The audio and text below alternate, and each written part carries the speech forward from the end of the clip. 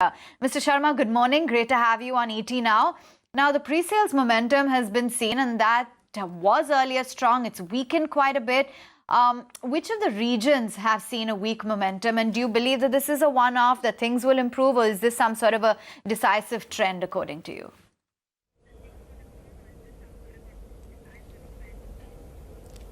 Good morning to all your viewers, and great to be there on your channel. See, as far as the operational performance is concerned, we used to do about 3 million square feet a year till about couple of years back. And in India, the real estate slowdown has started since 2013. From there, now we have migrated to 1 million square feet or so per quarter, 4 million square feet for last 6 to 7 quarters, and this augurs well. We have to realize that the macro environment today has got two parallel forces working. On the one hand, you see that the residential space is struggling due to multiple reasons where the government also has taken note of it. On the other hand, the commercial space is doing exceedingly well, and this is one sector which is somehow keeping our Indian economy on a better shape. We are in this sector for such a long haul, where we believe that we have a role to play, that the role to ensure that in our core markets where we have the presence, to be either number 1 or number 2 in due course. In Bangalore, we have achieved this kind of a leadership position. In Kerala, we have achieved this kind of a leadership position with 3 cities, and we are focusing on NCR and Chennai. We have to do a lot in case of Pune, and in Ahmedabad, gift city, we have started with a good note.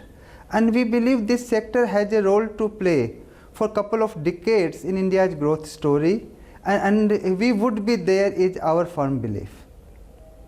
How's the realization trend panning out in key segments? Other developers have hinted at weakening trends. Have you faced any pressure, or do you expect any going forward?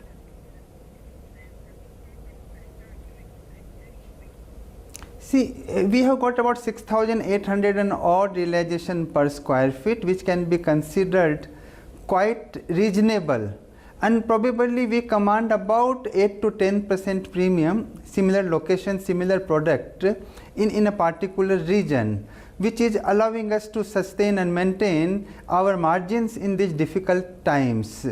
We also agree that the pricing power with the real estate developers is quite restricted, and it is not easy to increase the prices, and rather we need to spend today much higher amount in gaining the customer to our account. So the sales promotion expenditures are at elevated levels, but fortunately that the core construction cost has remained stable, and this is allowing us to ensure that we protect the margin and be more viable to our clients.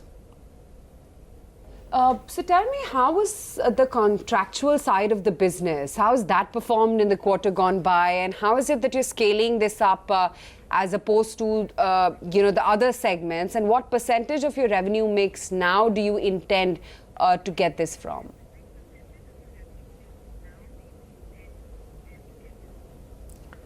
See, as far as the contracting division is concerned, this is the reflection of the business model our company has been following.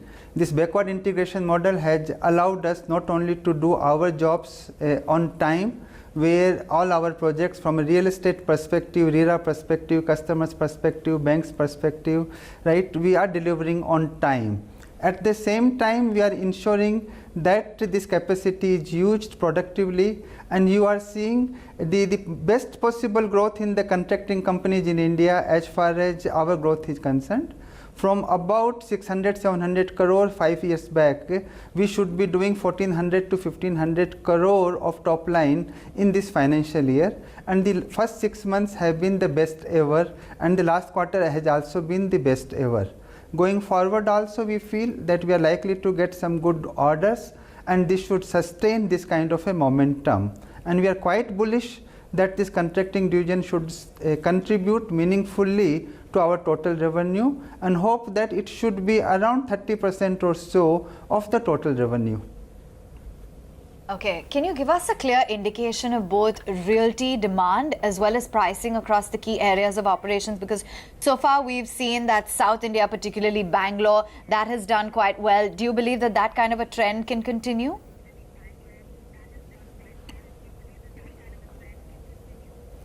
Of course, yes. See, the Bangalore and probably now Hyderabad also, they have been absorbing the maximum possible commercial space, which means that the migration to these cities have been happening where the prices are still right, both for the commercial space lease rentals as well as for the home buyers as far as the per square feet is concerned.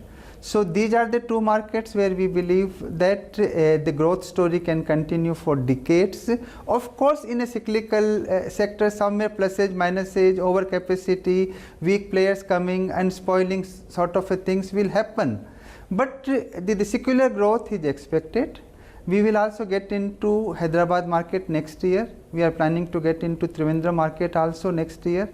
We are also working out something in Hosur. We have lined up about 10 million square feet of new launches, and we are reasonably confident that our dominance in the southern markets should continue in the near foreseeable future. Okay. What's your take on the steps taken by the finance minister to revive the sector? You know, do you think more funds will be required to be infused?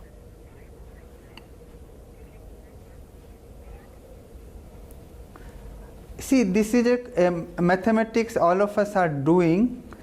I would feel that this 25,000 crore rupees, if it can be given through LIC, through State Bank of India, say within next 45 days time, on a viable basis, the last mile bridge loan, that will itself ensure that those stalled projects not only get started, the existing customers should start paying to the developers or to the banks as the case may be, as well as the new sales also will start happening.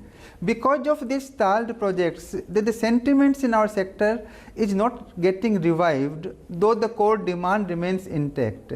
And from that perspective, I think this is the right move, and the finance minister is on record that if more fund is required, they should be able to organize, and we should believe that.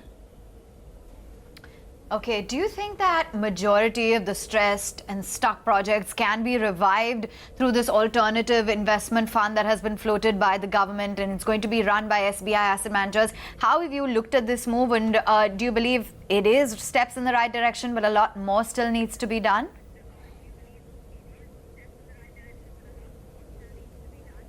See, this is a question where you can argue either way. What the finance minister is doing is to ensure that the viable projects, because of the cash flow issues, there is an authority which has been solely created as an alternative investment funds to ensure that viable projects within certain criteria on a square feet basis, on the pricing basis, on the completion basis, on the sales basis sort of a thing can be revived. Even if that gets revived, in a free economy, we should not be shedding tears for those unviable projects where there is no equity left. Somewhere those projects must also have their natural, what you should say, an outcome. And the viable projects should be able to be taken out from these kind of projects, which this government has done, which should be applauded. All right, thanks so much for joining us this morning and taking us through the latest there at Sobha. Mr. Sharma, good chatting with you.